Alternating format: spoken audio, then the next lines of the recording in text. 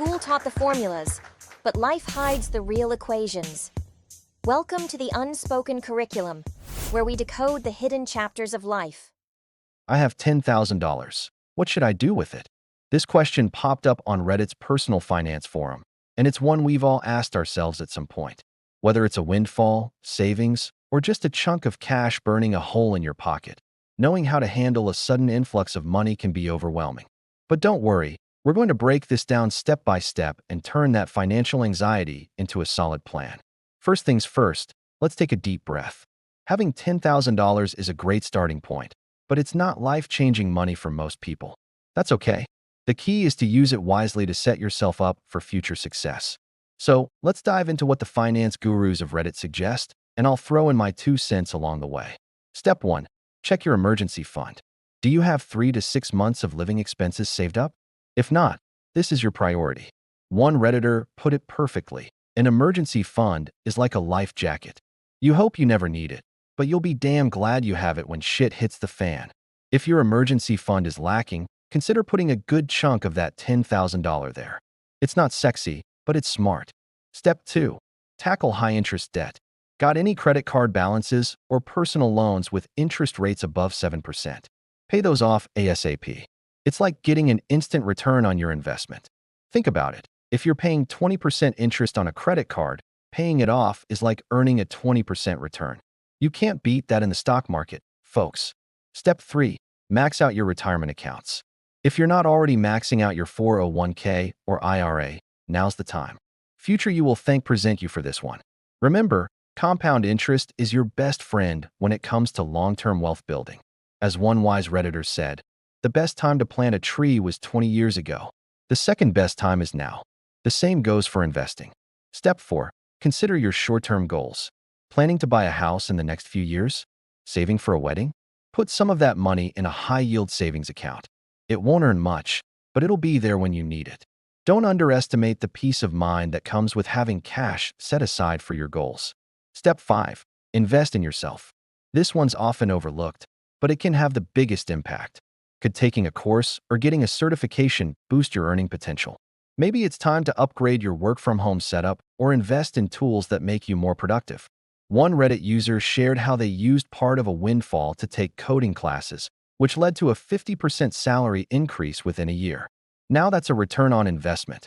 Step 6. If you've covered all the bases above and still have some cash left, consider opening a brokerage account and investing in low-cost index funds.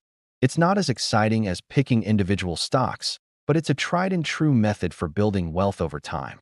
As the saying goes, time in the market beats timing the market. Now, let's get real for a second. The hardest part about getting a windfall isn't deciding what to do with it. It's actually following through. It's tempting to blow it all on something fun or flashy. And you know what?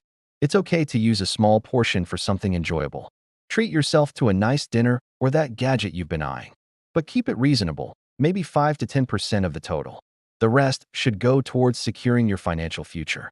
Remember, personal finance is personal. What works for one person might not work for another. The key is to be honest with yourself about your situation and your goals. Are you drowning in debt? Focus on that. Are you behind on retirement savings? Make that your priority. There's no one-size-fits-all solution, but the steps we've outlined here are a solid foundation for most people. Here's the thing. $10,000 might not change your life overnight, but it can absolutely change the trajectory of your financial future if you use it wisely. It's a seed that, if planted and nurtured correctly, can grow into something truly significant. So what's the takeaway here? Whether you have $10,000 or $100, the principles remain the same. Build a safety net, eliminate high-interest debt, save for the future, and invest in yourself. It's not about getting rich quick. It's about making smart, consistent choices that compound over time. And hey, if you're feeling overwhelmed, that's normal. Personal finance can be complicated and emotional. Don't be afraid to seek advice from professionals or trusted sources. Sometimes, the smartest thing you can do with your money is to invest in good advice. Before we wrap up, I want to hear from you. What would you do with $10,000? Have you ever received a windfall? And if so, how did you handle it? Drop your thoughts in the comments below. Your experience could be exactly what someone else needs to hear. Remember, Every financial journey starts with a single step.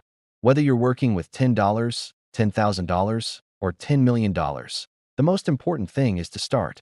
Make a plan, take action, and stay consistent. Your future self will thank you for the steps you take today. And if you found this breakdown helpful, hit that like button and consider subscribing. We're all in this financial journey together, and I'm here to break down these money questions one video at a time.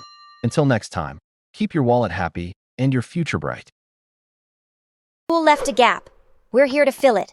Subscribe and decode the hidden chapters of life.